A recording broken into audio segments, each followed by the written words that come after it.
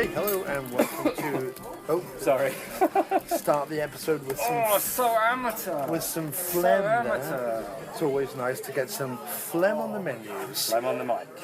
So, hello and welcome to yet another episode of the After. Can I just quote you back at you? Let's leave some phlegm on the mic. Maybe. You? I think that was you. Yeah. Sorry. I had adapted I just think you'd like phlegm on the menu, but yeah, I know, but I just think you'd like knowing that someone had quoted you back to you. Back something to that me. you said. Yeah. It's now Did like I- pop did I- culture, did I my say pop that? culture references. I think so. Yeah. Okay. Well, I'll take it. Because I've always liked that. Let's leave some phlegm on the mic. Let's leave some phlegm on the mic. It's probably from a crowd Probably, yeah. thing. But I'm just saying you've entered my. I think it's adapted from something though, isn't there? Like, let's leave some blood on the mic, or let's. I think it's adapted. I don't want to know. I don't want to know. Okay. I like your thing. That's all I know. Right. If years down the line I find out, it was a disgusting rip-off, then I can live with that. I don't know the right disgusting rip-off is the word. Well, I'm just I saying think phlegm. adaptation. Yeah. I think adaptation. No, I'm not saying I'm not saying the ripping off is disgusting. I'm saying the phlegm. I'll rip you off in a minute. See, that's just weird. You big fool. Yeah, I like the Kellogg's waffle and chicken. What did I have last time? At $17, a 4-piece of fried chicken. That's going to kill me dead. What did I have last time? Well, I had the taco brisket taco. Yeah, I remember what you had. Camera. But what did I have? Because whatever I have, I have to get the disco fries. I have to get the disco. What are disco fries again? The cheese and gravy on the fries, and it's really Is that what good. you had last time? Yeah, it's Okay, well, really I'll have a good. little bit of that now. It's really good. I'll have a little bit of that. Hello, anyway, welcome to yet another episode of the After Movie Diner. And we're back again in Brooklyn, in the Kellogg's Diner. You've heard us here before. It's nothing new. God, it's so old. Oh, it's so Everything's repetitive. been done. And I'm here with my cohort. Welcome to the postmodern nightmare. And I'm here with my cohort, and cohort, Jim Wallace. And what did we watch this week? We watched Bride of Re-Animator. The sequel. Sequel to Re-Animator. Which I believe was like 5 years later, 6 years later. I don't know, that would definitely be... I think it was when 1980. we get into like facts, You're not that's very good at very that. much your That's realm very much of me. facts. I am very much the fact king. You usually pipe in with things like, well, I believe this was his third film. Right.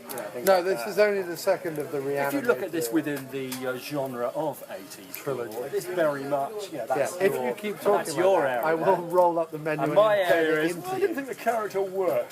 That's right. Thanks, man. Thanks very much. So yeah, Bride of Re-Animator from I think 1989. I think they just squeezed this in. It did look like it was just under the 90s wire. It was just under the 90s wire, and I think therefore it's probably 5 years since the first one. 4 or 5 years. I don't know. I think, Re-Animator was definitely... But it's set 8 months later. Right. It's set 8 months later. We've still got the clumsiest freaking... explanation at the beginning. Yeah, there's just like a huge... It's like Peru, South America. All right, we know what Peru is, but fair enough. Yeah. And then it was 8 months and 5,000 miles away from the original massacre. Come on.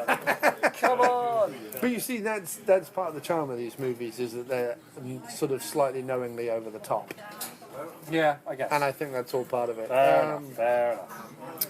And so we get, if Reanimator is the Lovecraftian Frankenstein story, then this is the Lovecraftian Bride of Frankenstein story, where, much like Reanimator, the plot goes so far and then just like devolves into special effects, gore, and Yeah, I mean, there really wasn't much. And there isn't in the first one either. Like, I know you don't have much of a memory of the first one. There isn't in the first one either.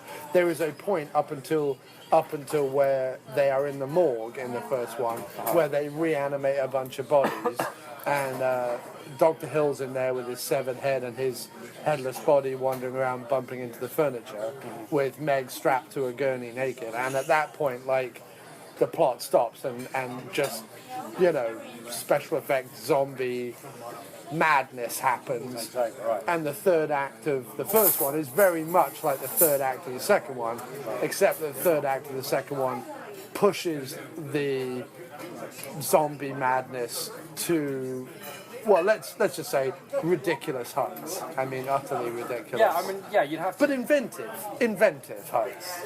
Yes, inventive. I confess that I could have used more from that final bit. I feel like I was made to wait for that final bit. Right. And given like the potential of the inventiveness that there was, Yeah. when the wall came down, I felt like it wasn't as, I don't know, maybe it was the nature of like where that it had to be in that cramped space. Yeah, I think that it all became a bit. Also, I mean, no doubt the budget has a lot to play at that point as well.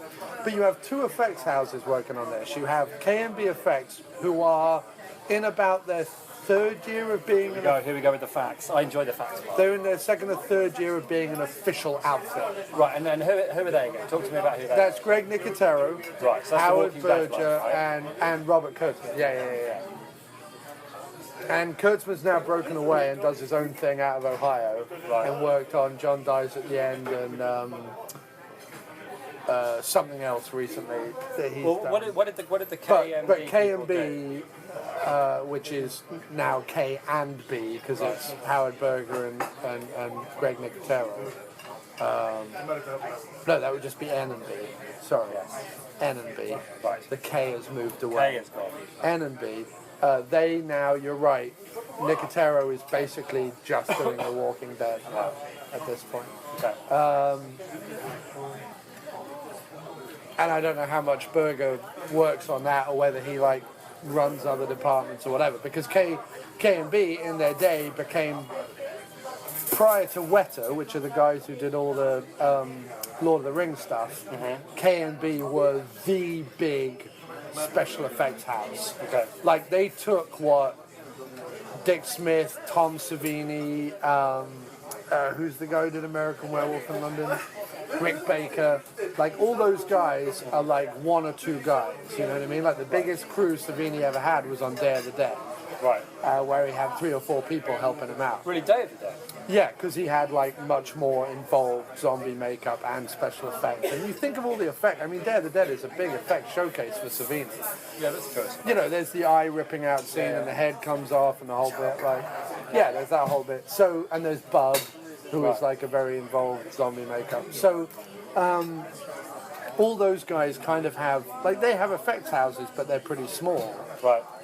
But K&B kind of were the first to say, well, we're going to have a creature workshop, and we're going to have a makeup workshop, and we're going to do animatronics, and we're going to do, you know, a whole bunch of stuff. Like, so this is their, This is still there pretty early on. Yeah, because when they do Evil Dead 2 in 86, 87, they're still working under Mark Shostrom, and although they form as K&B, that's still not an official K&B title. And then So they're what, like 2 guys working for a bigger company 3 guys working for Mark Shostrom, who brings them on as part of his team on Evil Dead. on Evil Dead 2. On Evil Dead 2. And that's where they're sat So there. was he the guy on Evil Dead, or just Raimi No, brought him in for Evil no. Dead Mark 2? Shostrom worked on. What was Shostrom famous for?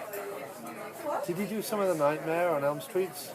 I forget. I should point out that I feel like this is a relevant discussion to be had, because the reason for And the other one is Screaming Mad George. He's the other I special want to effects go guy back who to worked on it. but the reason that it's an interesting discussion to be had, and why I want to think of brains about it, is that the whole movie, Bride of Re-Animator, seems to be, it's a kind of movie that doesn't really exist anymore, where movies used to be brought out based on the fact they were going to have like tons of gore. Like, that's why people effects. would watch them. Yeah, And effects ideas. and gore, right. Right. Well, I wouldn't necessarily. I mean, yeah, the ideas for effects and, you know, gory things and, you know, the practical nature of it, but also, yeah, the idea of creating them. And people would want to see that. Like, people would want to see, like, gory, horrible movies, which they don't these days. Right. At least not in terms of what's getting made for cinematic release, which you'd have to say is a reflection of what people want. Like, you know. The reason that they still like found footage and all, but not found footage. The big thing is the Possession movies. ghost ghost movies. Ghost movies. It's got all that kind of stuff. Yeah. And that's what people want to see. People want to be scared rather than like icked out. Do you know what I mean? People don't want to go ick anymore. They want to go woo. Yeah, I guess so. And this. Yeah, I mean, there's nothing in. I would say there's nothing really in Re-Animator or Bride of Re-Animator that is scary to us. However, if it was one that we had seen, like Re-Animator was one that I saw as a teenager, right at the time that I was getting into movies like Evil Dead 2, Re-Animator, the Nightmare on Elm Street movies, some of the later Friday the 13th, where if you see them at like 1 or 2 in the morning, and you've got like the incredibly stylistic lighting, and you've got the gore, and you've got monsters, and you've got stuff like going on that's a bit hectic and a bit surreal and a bit yes, I suppose so. assaulting of the senses. Yeah. It's not scary, but it does leave you with that. No, you mean that I used to be slightly scared by unnerved. gore. Yeah, you don't want to. In the same way that sometimes when I'm watching the modern scary movies, I find it difficult to watch because I'm too scared to look. Like I do get that sometimes in movies. Right. I'm too scared to look. But this is more of I'm too scared to look because it's so horrible and disgusting, and that idea of the body being so fragile. I guess, hey, how you doing? Are you ready to order, man? Yes, I believe I am. Yeah. Me too. Can I get a silver cup on a panini and a cup of chamomile tea? Thank you very much. Can I get the popcorn shrimp? And I'll get that with a side of disco fries, please. That's it. Thank you very much. So yeah, scary would be, if I was in my late teens, the bit where at the end she's holding out her heart and her body is like decomposing. Yeah, that would have been pretty intense for me to watch. Cool. So, I like that. So let's go back to the beginning. So this is the Arrow Blu Ray of Bride of Re-Animator, which I believe is set to come out in April.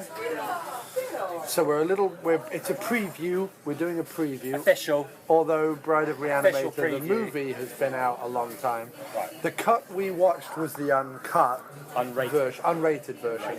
And you could see, like a lot of these that are then put together after the fact. Yeah, there were 2 scenes, right, where it was... There was more than 2, but there was some little bits as well. But like you could see a difference in the quality of footage, which to be honest, is pretty standard. That's nothing that Arrow can help. It's just you're making the choice, right? You're making the choice of, look, you can either if you want to watch the unrated version, then you get everything that there is available. Yes. But some of it is not going to be as good quality as the other because of this is the only footage that we've got. And at least they've gone back and edited it in. Yeah. So that you can sit and watch the movie. Understand, because one of the things that was definitely unrated was her pulling out her heart and holding out. Right. And I feel like that's quite a key moment in the whole movie. And I would imagine, in terms of like an idea or something. Yeah, although I haven't seen the R-rated cut, I would imagine that bits of it are in there. Right. And the way that they edited it in was that they just let the unrated footage play rather than cutting back and forth between whatever was in the R-rated cut and the unrated cut. They just went, well, we want all this sequence in, so we're just going to edit in the whole unrated thing. But I would imagine some of it was still in the R-rated, otherwise, like you say, how would you get Yeah, maybe you're right. Maybe it's because I guess sometimes when they censor stuff, sometimes it is about the length of the shot. Right. So I think anyone who is coming to special editions, director's cuts, unrated cuts, you name it, I think at this point as movie collectors we're well aware that if they're using test print footage or old VHS footage that they've edited in from another source, that a little bit of degeneration is expected. And in this, it wasn't jarring. No, it wasn't at all. If anything, it gave it like a little frisson. Do you know what I mean? Like, it gave it like what are we about to see? Right. We weren't allowed to see. So we watched the unrated cut, so I feel like we've seen everything. The 2 special effects houses worked on it, Screaming Mad George, and I forget what he's famous for. So Screaming Mad George and Cain working sort of side by side. We didn't watch any of the special features, unfortunately, because we just didn't have the time, but there are a whole raft of documentaries. There's probably one on the special effects, I would imagine. This is a Brian Yuzna joint, which means it's directed by the producer of the first one, Yuzna was part of the production company that brought Stuart Gordon and stuff together for the first one. He also directed Return of the Living Dead 3. No, I tell you what Screaming Mad George worked on. Another Yuzna film, Society. Screaming Mad George is famous for that ending sequence in Society with people's heads coming out of their butts and all that kind of stuff. That's what Screaming Mad George is. And I believe Society comes before this, so it may even be something that Yuzna brought him on after seeing what he did at the end of that. But he's known as doing gooey, weird shit. So I would imagine like some of the bits at the end with like heads stitched onto legs and Well, I know there's not much of a plot. But right. So the movie starts 8 months after the right. first so one finishes. and they're in South America Right. for no reason, and then they come home. Well, that's where he kind of finds out about the iguana, and also when he works out that... Well, what was the iguana thing? I didn't really get the iguana thing. Well, first of all, iguanas, if you rip off their tail, don't they grow a new one or something? Right, but hasn't he already reanimated things? Like, He's already reanimated things, but with the iguana and with some of Dr. Hill in the first movie, because he's a severed head and a severed body and a body without a head, he figures out that like the life force isn't just in the brain, it's throughout the body. Right. That's kind of like the driving force in this one. In the first one, it's all about reanimating the brain post-death. So how long does the brain survive Okay. Right, fair enough. once the body dies? Okay, all right. This one's just the body. Okay, so they're in South America, presumably kind of laying low and also continuing their research. But then the war that they're in the middle of, using all the dead soldiers' war, gets a bit too hot for them. Yeah. So they run away, or they go back. Also, to, the Italian bird is in South America. Again, something that for no isn't really reason. explained. Yeah. Then they go back to where they come from, which again is like... Well, it's Arkham Miskatonic. Yeah. The town is called Arkham, and the like university is called Miskatonic, which is a nod to H.P. Lovecraft because that's where the story takes place. Right, fair enough. So they go back to where the first thing happened. And then basically...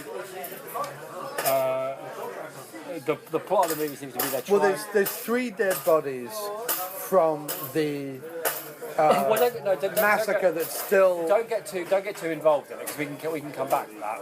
My point is that the essential plot... Well, no, because that explains what the policeman's doing.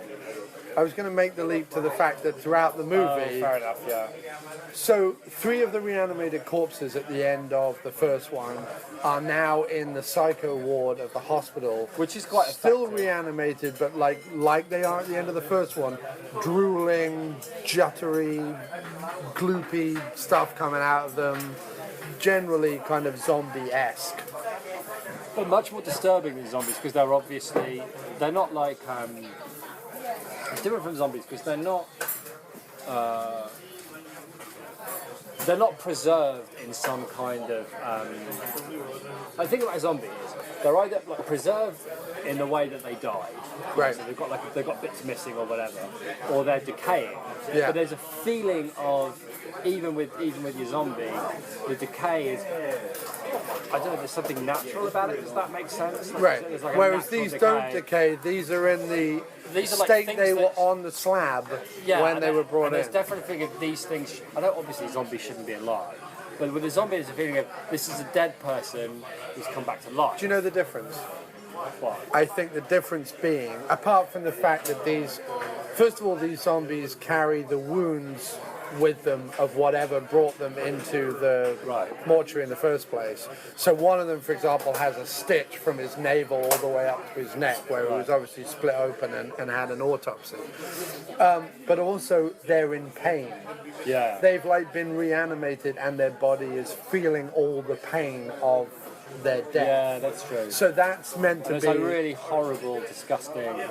It's just like it's like really embalming nasty. fluid Yeah, and blood and it's everything horrible, else and it's horrible, bile it's horrible. coming but out. But it is effective. The idea of So- putting them in the lunatic asylum is yeah, that's quite effective. Anyway, so they're in And there. it's also a throwback to the first movie where the principal, Halsey, is put in a straitjacket because they believe he's gone crazy, but actually he's been reanimated. So he's throwing himself against the window and very crazed and Okay, kind cool. of stuff. So one of And the one of one of them, the reanimated corpses is a woman and her husband turns out to be a cop who, throughout the movie, is trying to. Well, he's reopened the case and he's trying to figure out how his wife is back alive again for two what happened reasons. to his wife? A, because his wife's reanimated, so he knows something went on. Secondly, because he actually killed her. Oh, that's right. Yeah, that was quite. He claims that she fell down the stairs, but West, when confronted with him, admits that she was brought in with multiple contusions about her head. Yeah, that's right. The cop is constantly referred to as a wife beater. I presume so that we don't feel too bad when Herbert West kills him. Yeah, I feel like it's an odd one because you would expect in your normal horror film for there to be a cop investigating the horrible goings on, and for them to be a bit of a narrative driving force, a bit of a cipher, but not much more than that. To make them like the murderer of the wife they're trying to avenge, that's a neat little turnaround. And, Yeah. and I don't really feel like they care about whether the audience, forgive or identify with Coombs, because Right. Coombs is he's pretty far gone. Well, Coombs to me, especially in this one, but I think in both of them, is much akin to Cushing in the Hammer Frankenstein movies, meaning that his morality is not the point of his character. No. Like, the point of his character is science, work, figuring this stuff out on and above everything else. Yeah, He's it's absolutely pure, focused and pure dedicated. scientific inquiry. That's all it is. Right, with a healthy, heavy dose of mad scientist, Yeah, for sure. dolloped on top. But anyway, so basically, West and Cain are continuing their experiments. Cain, who's a bit of a meathead cipher, to be Yeah. honest. They're continuing their experiments, and the cops trying to bring them down, and their experiment is looks to be culminating, as it were, in making A woman. from scratch. Right. Oh, that was thank you. Thank you very much. Yeah, they're making a woman from scratch, basically. And what we find out in the end is that, and we see a little bit of this, is that West has been experimenting, stitching a whole bunch of body parts to a whole bunch of other body parts, just for his own kind of warped amusement almost, but also to try stuff out, but also just a little bit like, I wonder what would happen if I did this, Well, okay. So the thing is, I haven't seen Society. Oh, yeah. That's great. Thank you very much. Thank you. Oh, can I get my camera? Thank you very much. No, I haven't seen Society, but I understand that a criticism of it is that it takes a long time to get to the end, and that's what you're there for. You're there for the end, right? Right. That everything up to then is okay, it's fine, but the whole movie is a delivery system for that big final thing. Would that be fair? Yes, but I would say if you're about to level that accusation at this, I would say this is way more successful than Society. No, I wasn't actually. What I was going to say is, I don't think that, but I do think. No, that's pretty good. What I think is that I'm not sure how interested Yuzna is in parts of the movie that don't involve the gore and the special effects. Right. And I think my biggest problem with the movie was that the pacing is horrible. Yes, I agree with that. I do agree with that. But I think that the one thing that keeps me watching is Combs. Yeah. Like Jeffrey Combs. And let's be fair, again, much in the same way as the Cushing Frankenstein movies. Like, there are a couple of the Cushing Frankenstein movies that have great supporting players and all the rest of it, and you're like, okay, I'm really just enjoying all of this. Thank you. I'm really enjoying all of this. But there are a couple of Cushing Frankenstein movies where you're like, God, if Cushing wasn't in this, I really wouldn't be sticking with it. Right. You know what I mean? Right. And I think this movie has three things going for it. I think it has Combs Right. being amazing. I mean, yes, being a crazy old ham, but in the most enjoyable way. Yeah, he is. And in he a is way- really good. And in a way that's consistent. Like, you never feel he's out of his character. You never feel he's going on and above his character. It all feels realistic within who West is. And that takes quite, like, a deft hand to do that. Like, it takes quite a skilled, like, person to ham it up that much, but still maintain the believability of his central thesis. Right. Did we finish? Just so yeah, the big experiment is they're trying to make a woman from scratch using different parts. Yeah. And that's going to be their big. Yeah. That's going to be their big trial. Yeah. And that's it. That's That's it. the plot. Right. And we're all building towards that. We're all building to her walking off the slab. Right. Meanwhile, well, there's another bit. Meanwhile, Dr. Hill's head from the first one is reanimated by a curious mortician. He gets all megalomaniacal just like he is in the first one. He is able to, in some way, mind control the zombies a little bit, like a bit of a puppet master type thing. And although it's not gone into in any great shakes, it is kind of hinted at a little bit. Yeah, They stitch bat wings onto his head, and he flaps off to, well, he's put in a crate by one of his zombies, the sheriff, the detective guy, and the detective guy, the three zombies from the psycho ward, and the severed head with bat's wings on it, break out and go to attack Combs and Bruce Abbott, playing Dan Cain, in the house, right at the same time that they are reanimating this woman. So it all culminates in a big, like, gore horror fest at the end of the movie. So the movie has Combs. It has really good cinematography. Like, it looks good. Yeah, true. The movie looks good and it's lit well. Yeah. And there's interesting sets. And everything is kind of done nicely. Yeah. In a thought about, yes, low budget, but thought about, well done kind of. There's set dressing, there's lighting, like there's some art direction. It's been thought about. So that's constantly engaging. Even when the pacing drags, there's stuff in the house to look at, there's stuff in the lab to look at, there's stuff in the mortuary to look at. Like, it's worth looking at.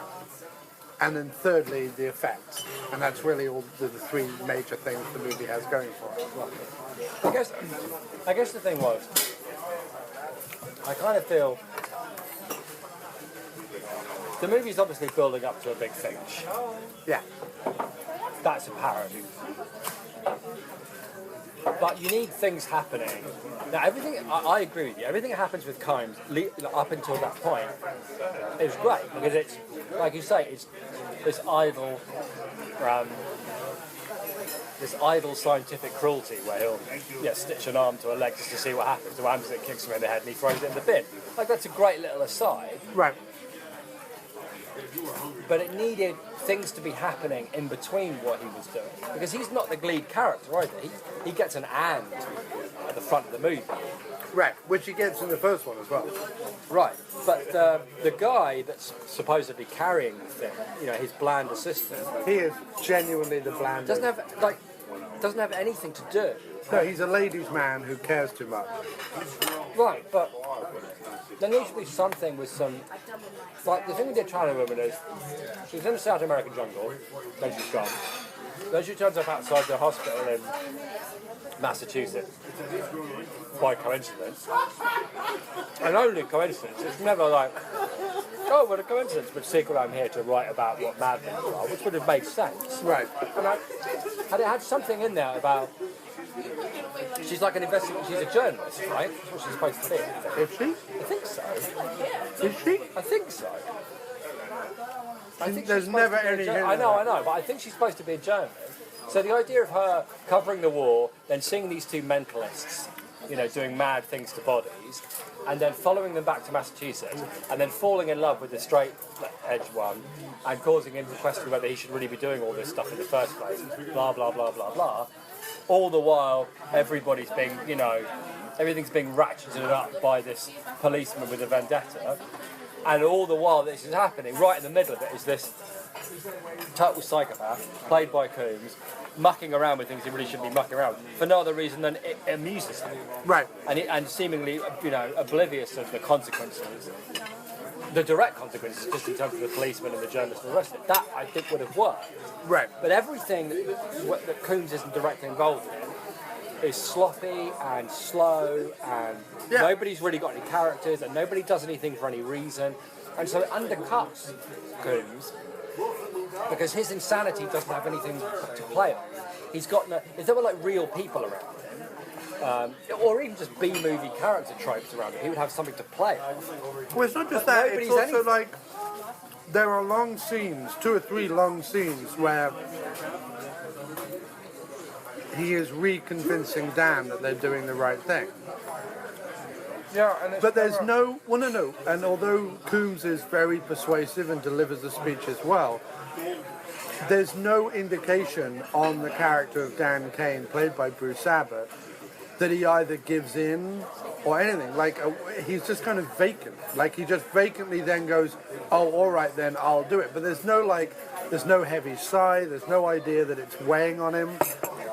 He's not even that forceful when he comes down with, like, I'm moving out. But he's not even that kind of... It didn't feel to me, watching the movie, that Yuzna was interested at all in anything except the scenes involving special effects. He just didn't seem interested, which is totally fine. But then I think you need to go, well, look, I'm not interested in this. This isn't floating my boat. I like talking with the special effects guys and coming up with great ideas, and that's what's floating my boat.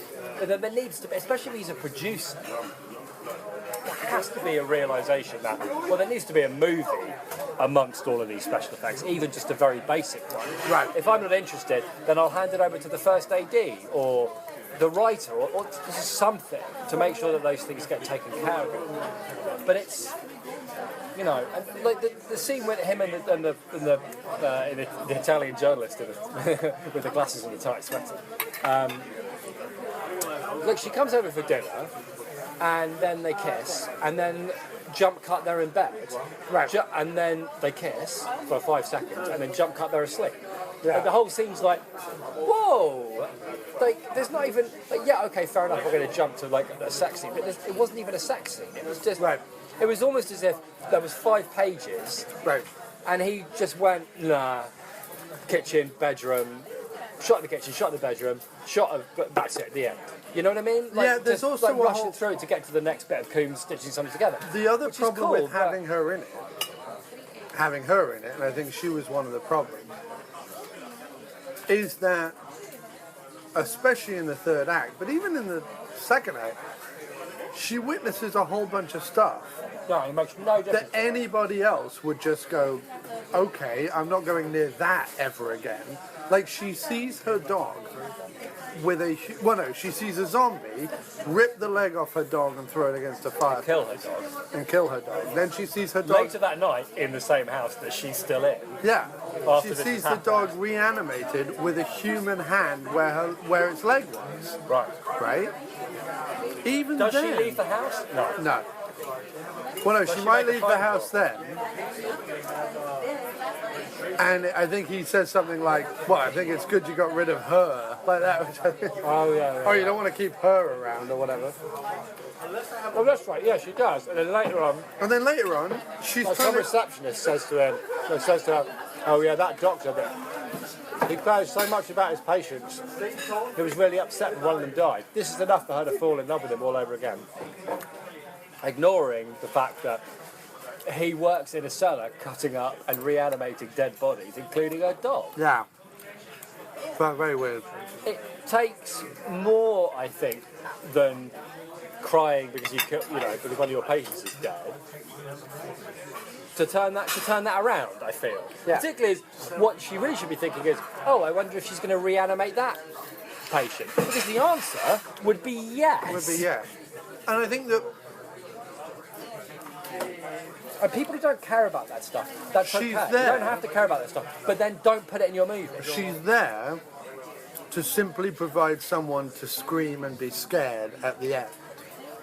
It's just, And also for her to witness, there's some indication that it's a bit horrific that she witnesses the Frankenstein's bride that they create out of all these little bits. And Combs, by the way, going around and describing all the little bits of the body that they used. oh yeah, that was cool. Absolute gold. Yeah. That sequence before she rises from the dead. So her witnessing this like freakish collection of body parts getting off the slab and basically being all over her boyfriend, Dan Cain, Bruce Abbott's character, there's something there that's meant to be a little horrific and a little like unnerving for her to witness. Well, but I think she's supposed to function as some kind of like, because there's some indication that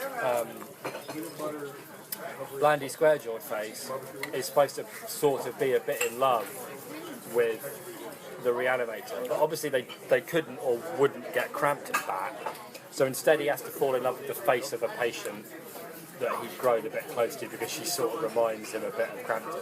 Right. There. So that's not really effective either, because you can't ever, if it had the face of Crampton, if it was like his, but it had a heart and not a face, so there was a thing of, well, you're kind of attracted to, like there was no real conflict there because it just had the face of somebody you'd only known for a week. You know what I mean? Whereas that thing they were going for, which is, does he love his old girlfriend enough that even though she's a stitched together, montage of Holmes' madness, does that matter? Nice sentence, by the way. Thank you very much. Yeah, I enjoyed that. Does that matter, or is he going to go with the Italian journalist in a tight sweater? Like, what's his? And like, obviously he's going to go for the Italian journalist in a tight sweater because apparently she's proved to nothing else. She's a forgiving woman. Yeah.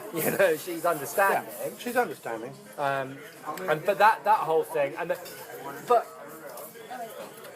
my biggest problem with the movie, right? Because I agree with you, Coombs is great. The special effects are brilliant. There's a lot of really nice touches to it. I like the 3 old corpses in the lunatic asylum. I like the one who looks like Rob Zombie, which was making me laugh the whole way through. I like the idea of making the cop not so much revenge for his wife, but like maybe even like hushing it up. I don't know. Right. But, driven to some kind of madness by the fact that the woman that he killed is now back to life. Like that was it. But he needed to be more of a character. Like, wasn't enough of a character. Had the cop been a sneaky, eyebrow arched type guy who was like going tete-a-tete with Coombs's eyebrow arching weirdo, that would have at least been a show. Like, that would have at least been something to watch, you know what I mean? Yeah. Like, had the cop been genuinely like poking around, menacing, a little bit slimy. And there was plenty of time for that. For that, right? But it's like they couldn't pick whether they wanted the thing to be threatening, because it's all about, Coombs is doing his experiments, right? So what's threatening that? Is it that square-jawed, bland face is losing interest and falling in love with this woman? Right. Or is it that they're under threat from the policeman? But because it's both, neither of those things gets any room to breathe or any time to develop into anything interesting. Right. You're talking about a good, 2/3 of the movie is like not interesting. With the stuff that is... No, I would say about a third of the movie. Maybe right, okay, maybe a third. Yeah, you're right, okay.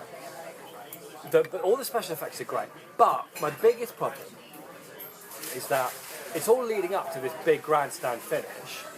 And while there are moments in that grandstand finish that are completely brilliant, I love her holding out, the bride reaching in and grabbing her heart and holding it out to them, saying, "Is this what you want?" And then her disintegrating was really disgusting and creepy, but also kind of sad. And Right. like, it was a great shot. Pushing the wall down and having all his mad creatures be waiting there was great. But at that point, I felt when the bride's got her heart out and is like disintegrating on the table, and the wall's been pushed open and they're all subject to his experiments. that's where the grandstand finish should have begun for me. Right. But it didn't really happen. It was all brick dust and falling masonry in a tiny room, and Coombs sort of being pulled around a bit by a couple of the experiments, but like not really. I couldn't really tell, and there was there was such scope there for horror and black comedy and disgust and all the things they've been building up to, and it didn't really happen. Right. And that bothered me. I was a bit disappointed by that. Yeah, I mean, you could have gone a little bit slapstick with it. Yeah, that would have been And fine. it's almost like it's almost like the thing that everyone loves Raimi for example, which is his excess of slapstick and horror. It's almost like each time they try that in this particular movie, and there was definitely potential for it with Combs and the leg hand monster. Yeah. Right, where at one point it kicks him in the head and he falls down, and then of course he comes up from behind the table with the hand throttling him. Right. Right? They go, well, that's enough of that. You know, well, that's it. We'll do that bit, but let's not go too far. You know, otherwise it descends into a, you know, Campbell-esque splatstick set piece.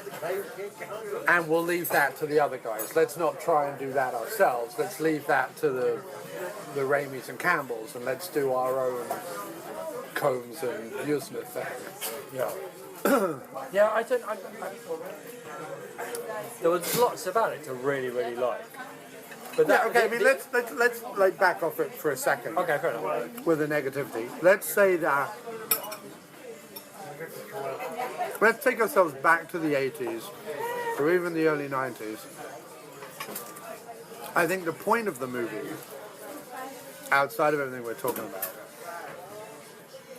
is to have a film that, if you enter it knowing, maybe having only seen the first one once, right? Because it's not, Which is, I think I've only ever seen it. Right. And this is yet another rental from a video store, and you're sat down with your buddies on a Saturday night, and you sit and you watch this movie, and every 5 to 10 minutes there's a moment where you're like, wait a minute, what the fuck just happened? Yeah. Right? Yeah. Did he just stitch 4 fingers and an eyeball together? And did it go running around the house? Yeah, there were plenty of memorable moments that. You know what I mean? And then did he have a small fight with an arm-hand thing? And then So what I'm saying is, by the time you get to that big end sequence, I think you're all meant to be a little, I think if Yuzna had his way, you're all meant to be a little high and or a little drunk and or just a little bit like, woohoo, it's 2 in the morning and we're still watching this mad movie. And I think once the wall comes down and you see people with shoulders on their head and, you know, a leg with a face and a double-headed woman and all the rest of it, so once you see that stuff, you're meant to be like, woohoo, and it's like, oh, it's a bit Bananas Freak Show for 10 minutes. Yeah, okay, fair enough. And I understand your point that the Bananas Freak Show doesn't really go anywhere, right? And No, in fact, it's not that it didn't go anywhere. It's just that I wanted it to be bigger. That's all. right, there wasn't I just wanted it to be worth the wait. And we don't know what they were able to spend money on or achieve. You know what I mean? No, I agree, but I mean, I'm with you on that, because thinking back to when I used to watch horror films with Milborough, right, back in Hazel, you know, we were obviously we would I mean, I can't remember if it drove you bananas or whether you were out there with us, but you know, we would take 3 or 4 or 5 cigarette breaks in a film. Yeah. So if we'd watched this one, every time there's a cigarette break, there would have been something to talk about, like you're saying, the mad fingers. Something to talk about, you know, over the cigarette. For sure, that was regular. And I guess, I know we've talked before about how sometimes you have to sit through a whole movie where nothing happens because they're saving their money for the big thing at the end. Whereas this one did feel like every 20 minutes, every 50 minutes, there was a big, you know, special effects set piece. And maybe that means the end does suffer because of that. So I guess... But I also think that we have to go back to a point where you're not watching this movie for any other character other than maybe Jeffrey Combs. Right. And also, you're watching this movie and seeing shit you never, ever, ever thought you'd see put on screen. Yeah. Do you know what I mean? Like, Yeah. we're at a point now, because of the movies we've seen, the life we've lived, whatever. That's true. Yeah. Right? Then we're a little jaded. A little. Yeah, no, fair, You know what I mean? fair point. Like, I watched this movie and appreciated the crazy ideas instead of feeling like, oh, there's a crazy idea. You know what I mean? Yeah. I appreciated that they like sewed bats' wings onto the guy's head and That flew was around. fun. Yeah. But if you grew up watching Terry Gilliam cartoons, that's not a huge leap. You know what I mean?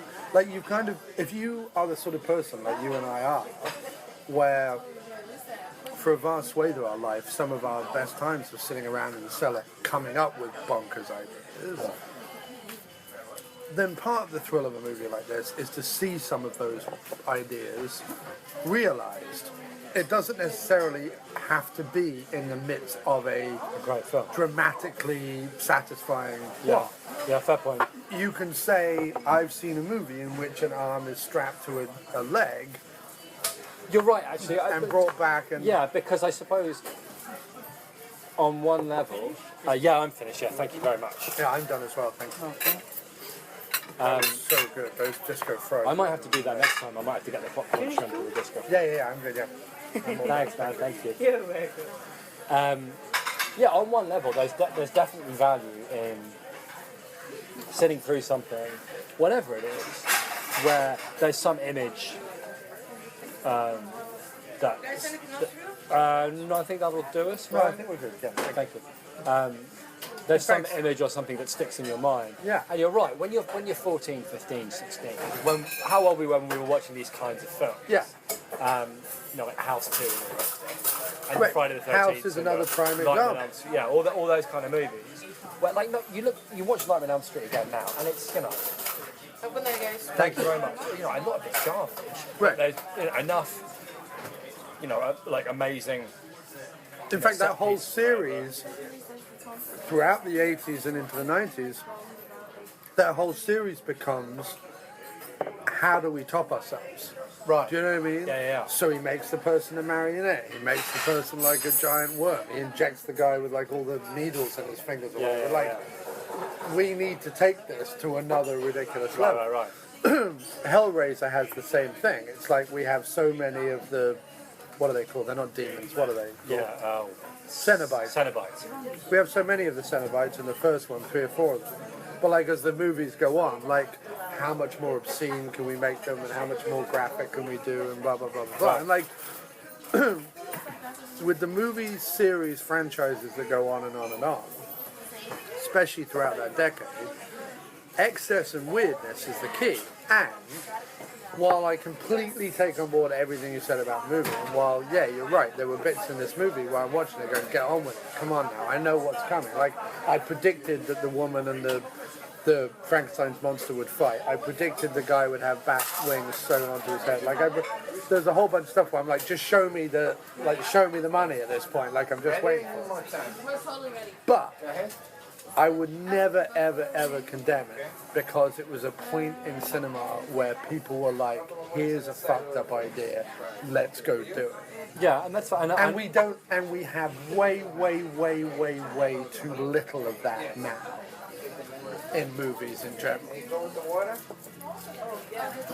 I'm inclined to agree with you, actually, that one of the problems in the movies now is that people want to see things done in a certain way, and people want to see, craft, rather than see things be pushed. That's No, a I huge think generalization. I think that's right. I think people are watching something like Bride of Re-Animator for the craft of special effects. I think that's one of the reasons why you watch it. If you're a gorehound or a special I effects think that's hound, I see what you're saying, but I think that's true, but that's not. When we're like 14, 15 or whatever, we're not sitting down at Bride of Re-Animator to watch watch it for the special effects. We're watching but it we're because watching it what to the special effects affect us. Those practical special effects, which you don't get with the CGI.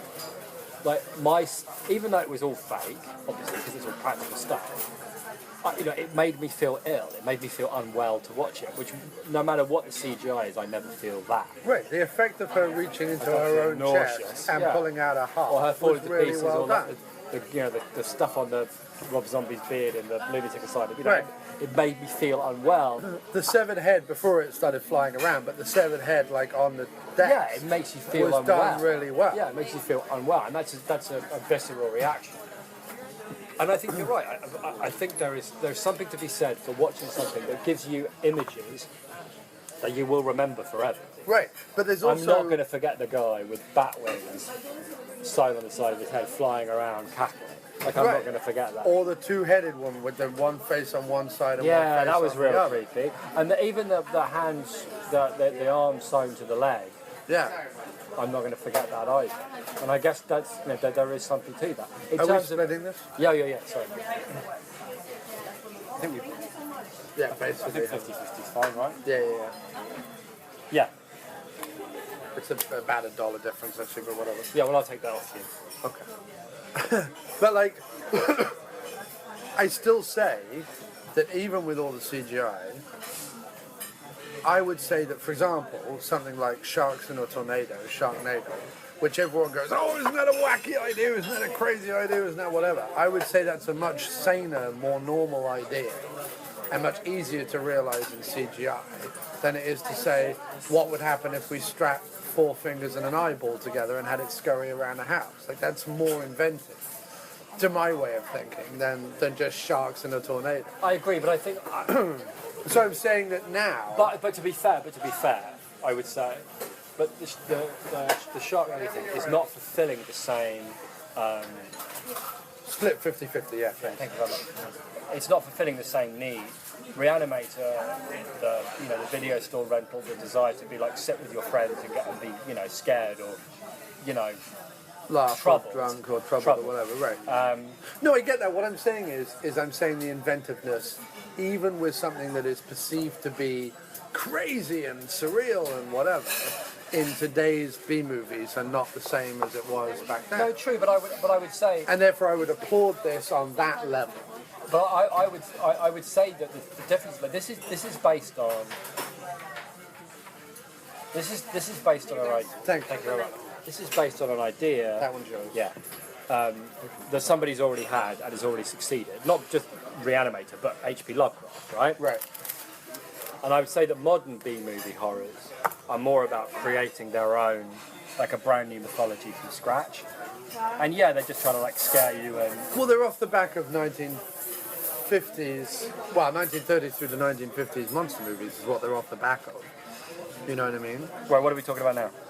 All the like two-headed shark attack, Sharknado, Mega Octopus, further, whatever. It's not. I mean, yeah, yes, I guess it's a similar thing, but it's a simple idea that gets people, it's enough to get people to tune in and talk about, and that's it. No, I agree with you. My only point is that You're only...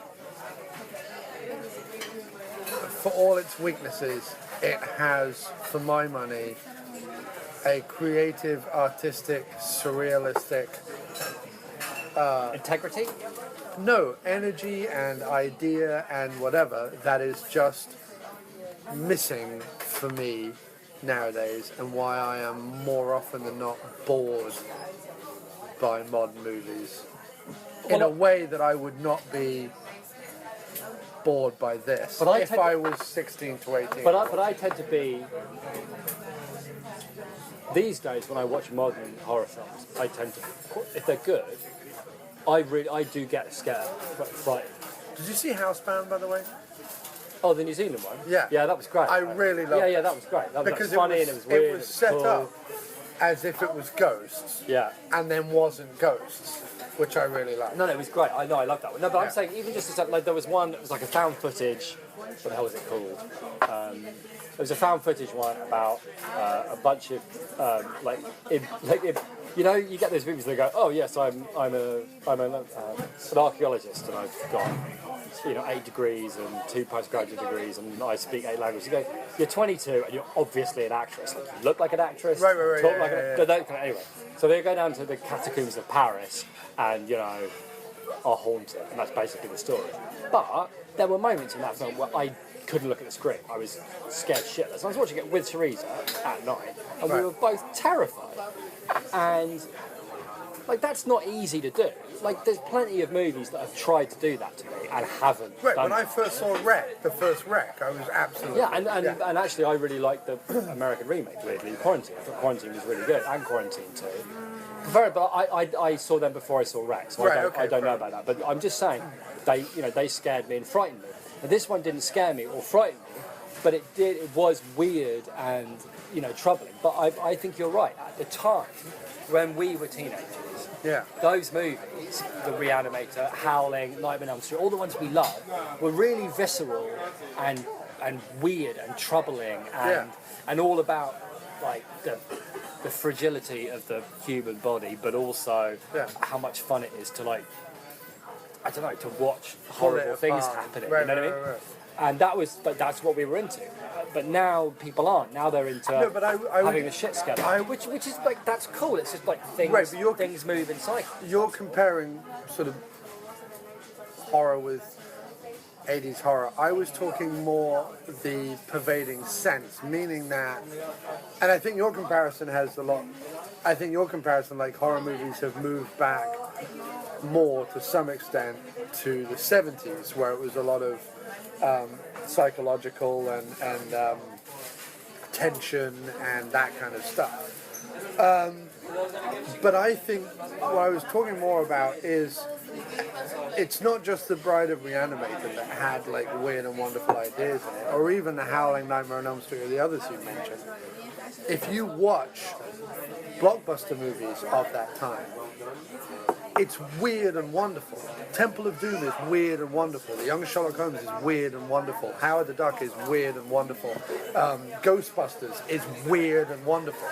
If you actually analyze some of the stuff that's in Ghostbusters, the original one, the zombie cab driver and just the idea of some of the stuff that they find in the library and just various things throughout that movie, it's sort of weird and wonderful. It's incredibly inventive and creative. You know what I mean? Well, even if Aykroyd is plundering a bunch of mad books he read in his brother's library, but here's the thing.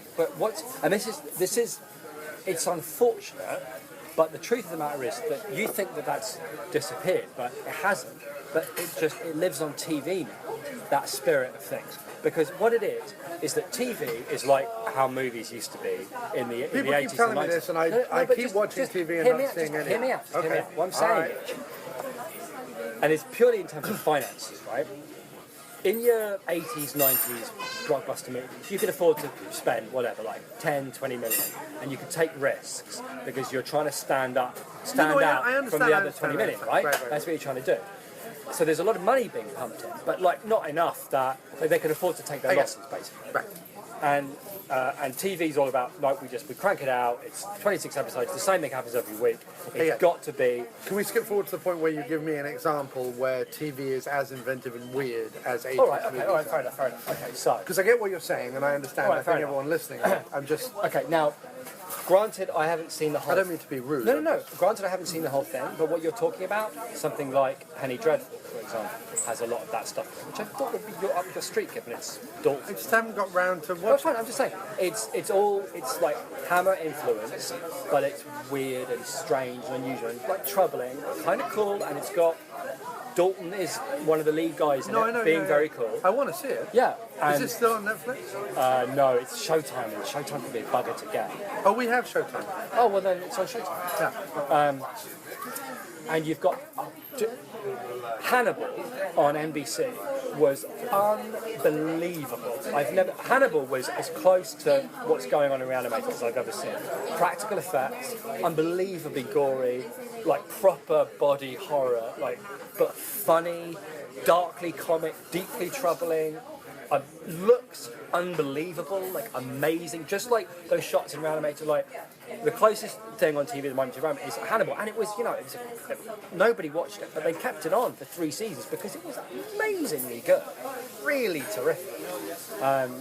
That's another good horror one. American Horror Story, like it or not, was weird and strange, and I've only seen the first series, but like I really enjoyed it. It was odd, and not like, ooh, there's a scary thing, but just strange and troubling. And there's plenty, because the idea is the financial risks are the same. In other words, Fox or whoever, or Showtime, can afford to throw like a chunk of money at a series and for it to afford to fail, because only one out of their 8 need to succeed for them to make all the money back. Just like movies used to be back in the day. Right. But now, you make a movie, unless it's going to be like a low budget, you have to make your money back. That's all there is to it.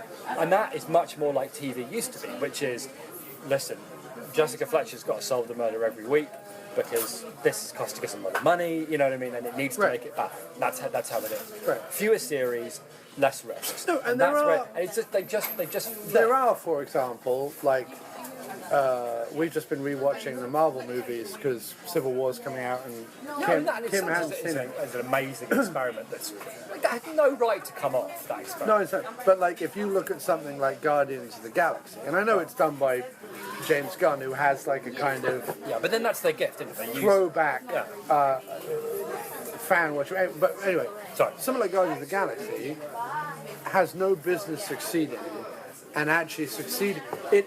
It doesn't succeed in the areas that you think it would. In other words, the square-jawed, quipping hero and the sexy green alien woman next to him. They're actually the most boring thing about it.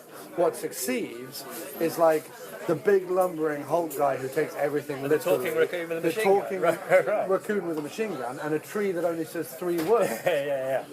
Right? One word, right? Yeah, 3 words. I am Groot. Oh, I'm Groot. Yeah, you're right. So like the 3 things where you're like, this shouldn't succeed, it succeeds off the back of that. And they're by far the most inventive things happening in any of But you see, the genius of Marvel, as opposed to, say, for example, the Batman DC Superman thing, the genius of them is they know how to give the masses what they want. So in other words, like, you may not agree with the Chris Pratt, Zoe something, but like that element of it, right. the easy to identify with, oh, I know where I am with this, that's what's getting 80% of the audience into the cinema, because Right. they know where they are, where it's an adventure, there's going to be action, here are heroes, the end. And then putting enough interesting, weird, like nice little bits of dialogue, nice little ideas, little visual gags, that the 20% of people who get passionate, like the fanboys or the rest of it, are going to be, really enthused, and that's how you manage to make a whole universe out of it, because you are finding a way to make everybody happy. No, you're not making the greatest film. Like the people that enjoy the Groot raccoon bits would have maybe done a better movie, maybe like Serenity, something with a more purity of vision to it, maybe that excites them more. But in terms of like these guys, cinema has become. It's much more of a transaction, as in, I'm paying you money and I need to be entertained for this money because I'm poor. I don't have a lot of money, and this is costing me cash. Right. So everybody expects to go and take something out of it. That's why, the Force Awakens, Star Wars, right, had a lot of problems to it, but I enjoyed watching it a lot. Like, I really enjoyed it. I haven't seen it. Well, it's really enjoyable. Like, there's nothing else to say, and I think that's what people are saying about Batman v Superman. Yeah, it's got a lot of problems, but I really enjoyed it. At least that's what I'm hearing from some places. And Yeah. that's why I Also, got there it was as well. always bound to be. If what goes around the internet is all the critics hated this, and here it is with a low thing on it, there's bound to be a backlash on that, and it doesn't matter if all the critics had loved it. Guaranteed the same fans that are saying that they liked it and were really enjoyed by it would have come out of the cinema and gone, I don't know what the critics were talking about because I found that a bit boring. Yeah, it's true. It did work out for them. I'd be interested to see how it's going to go from here. The trailer for Suicide Squad, other than the fact But that I have absolutely no interest in the DC universe whatsoever. I mean, either. Absolutely no interest. The trailer And for Suicide Squad, it used Bohemian Rhapsody brilliantly. Right. Whoever made the trailer deserves like a big pay rise. but there was like only one bit of dialogue in the whole film, right at the end, and it was like, oh, that's a weak joke. And it's directed by Sabotage. Right, yeah. And no way does that go. It's a really fun idea. Like, what if we made the Dirty Dozen with supervillains? That's a completely brilliant idea for a movie. No way would I give that to the guy that made Sabotage. Which was awful. You know what I mean? Because it wasn't funny. No. It didn't make any sense. It was a bit crap. It was over the top. Took itself far too seriously. It was a bit crap. I'd give Suicide Squad to, Joss Whedon. I don't know, someone with a sense of humour. Right. You know what I mean? Or, I think he's like gone mad and is in prison somewhere. But like mid-90s John McTiernan, I would give Suicide Squad to. Do you know what I mean? Somebody knows how to make a bang-out action film with some good lines. Yeah. You know what I mean? That's who I give that. Well, that's not David fucking A. My trouble is... Also, David S. Goyer, the guy that writes all these movies, is a fucking hack. No, I know. He's a hack. Everyone thinks that about Goya, though. Everyone thinks that about Hacky, hacky, hack. So it is what it is. I will stick with Marvel just because there is still enough characters in there. The only thing that I'm interested in. But even I'm getting incredibly tired of that universe. They haven't the only one that's let me down, that I felt genuinely let down by, was Ant-Man. I thought Ant-Man was boring and not fun. See, weirdly enough, I didn't mind Ant-Man. I disliked Age of Ultron. That's probably the worst. But again, I think Age of Ultron, for me, I got the Batman v Superman. First of all, I will say this. Every Marvel film that I've watched on a plane, I've really enjoyed. Except for the Avengers on the cinema, which I really enjoyed. Right. Thor and Captain America, when I hadn't really made up my mind yet. We watched Avengers on my 3D TV. That's when you really. That's the first time you watched that. No. Me and Teresa saw it in the cinema. We saw the Avengers in the cinema. Oh, okay. But we might not have seen it in 3D. No, we didn't see it in 3D. That's right. We saw it the first time in 3D on your. But anyway, it's all good. We got way off the point. But Bride of it has its Re-Animator, place. The reason we're talking about this is it has its place in the history of entertainment. And it is cinema. On the cusp, like we said, it's on the cusp of the 90s. It is on the cusp of all that 80s horror excess madness collapsing under its own surreal nonsense. Yeah. It is right on the cusp of that. Yeah. You know what I mean? Yeah, because then you're getting into more... Because you've got a couple more years and then you start getting the Screams and the Know What You Did Last Summers and whatever, and horror goes back to like slasher and some other stuff. Like it stops being inventive. You still get like Freddy vs. Jason, which has some like really interesting. But I feel like that's almost an early comic book movie. It is, you know what I mean? Like that's the void it's trying to fill. Yeah. That kind of all give the fanboys what they want because that'll at least get a certain amount of cash. The idea of like the high concept movie, basically. Right. No, the odd one still ekes out throughout the 90s, but I think this is just on the cusp of I think like Silence of the Lambs as well. It's like, we can do serious horror. Horror can be serious. Which always makes me laugh about Silence of the Lambs, because it's so obviously put together, like an incredibly enjoyable hokey B movie. Oh, yeah, it's great. The fact that it won Oscars always makes me laugh, because it's absolute bonkers. Yeah. Like, he escapes wearing some dude's face, and like having strung someone up elaborately in a cage. It's because, I guess people... None of that would like work. to be scared. No, you're right. I guess people like to be scared. And... like that whole serial killer, like people are crazy for that shit. Right. But then you see, the thing I don't understand is when and the same thing happens with like Escape from New York and Escape from LA and lots of other movies. But everyone says like Silence of the Lambs is amazing, like it's an Oscar-worthy horror movie. But then like the remake of Red Dragon and Hannibal, both of which are absolutely equally just as bonkers, serial killer, one-liner spouting, brain-chomping madness.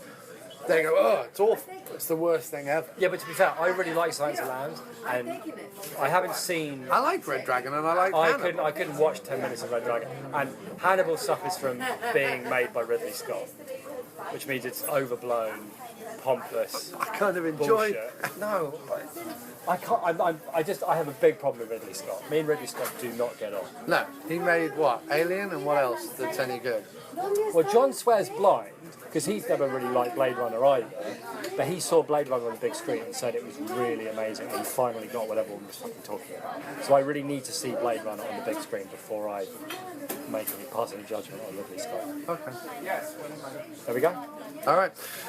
Anyway, Thanks very much for having me, man. It's fine. I believe we covered cinema. Yes. All of cinema. All of cinema. You've been Jim Wallace. I have. I've been John Cross. This has been the After Movie Diner. I've eaten shrimp and I'm farting up a storm. Let's end. Okay. Thanks, man. Yes, let's end indeed. And if you've enjoyed this episode of the After Movie Diner, why not head over to iTunes or Stitcher or Spreaker or YouTube or somewhere and give us a rating and a review. And if you've really liked this episode, why don't you head over to patreon.com/After Movie Diner. That's patreon.com/After Movie Diner and help sponsor the show. And if you wish to write to us, you can at aftermoviediner@gmail.com or call us at 347-669-0053 or head over to speakpipe.com/aftermoviediner and you can also leave a voicemail there. All right, thank you ever so much, and we'll leave you as always with a little ditty.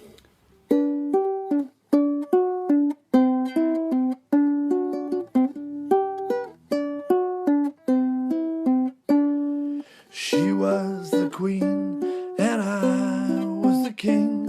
For her I would have done anything. She wanted the world and all I got her was a ring. And she left me the day after prom.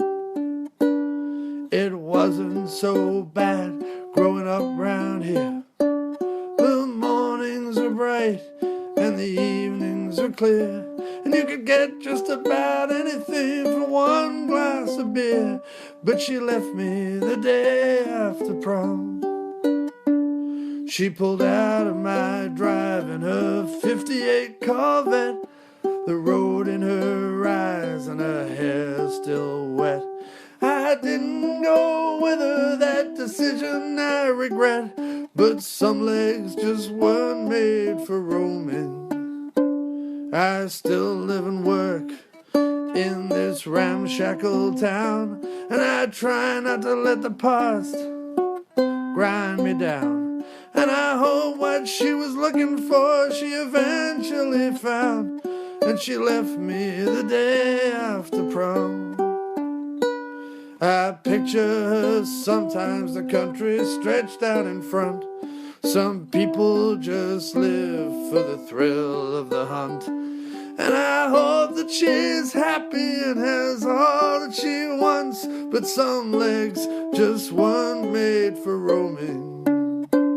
Oh, she was my queen and I was her king. For her I would have done anything. But she wanted the world and all I got her was a ring. And she left me the day after prom. Yeah, she left me the day after prom. Yeah, she left me the